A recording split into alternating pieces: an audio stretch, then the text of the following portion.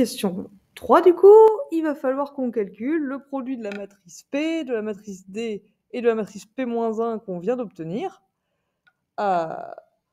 Donc, on va écrire P fois D fois P-1. Le 1,5 c'est un scalaire, donc on peut le mettre en facteur de tout le produit. Le produit par des scalaires, ça commute avec le produit matriciel. Et ça nous fait 1,5 fois P fois la matrice diagonale D fois la matrice du coup P-1 fois 2. La matrice 2, 0, 2, 1, 1, 1, moins 3, 1, 2. Si on calcule ça, donc on peut commencer par exemple par multiplier. Comme le produit est associatif, vous faites dans l'ordre que vous voulez. Commençons par exemple par multiplier entre elles les deux de gauche. Si on fait ça, la première ligne, il n'y a que des zéros. La première colonne, pardon, il n'y a que des zéros.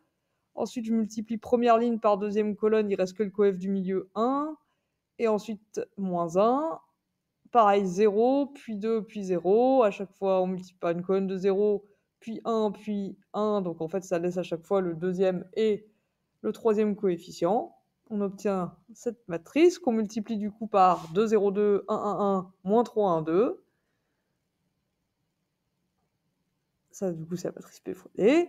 Et du coup, si on multiplie, donc on garde le 1,5 en facteur. Ensuite, on fait ce produit-là. Première ligne, première colonne, ça fait 4. Première ligne, deuxième colonne, ça fait, oui, 0, 1 moins 1. Et j'ai fait une erreur, pardon. Ici, c'est un moins 2.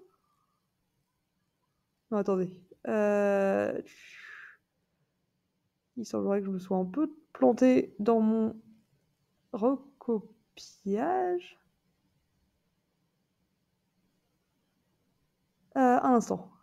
Je vérifie. Oui, ok. C'était pas un moins 2, c'était pas un 2, c'était un moins 1, pardon.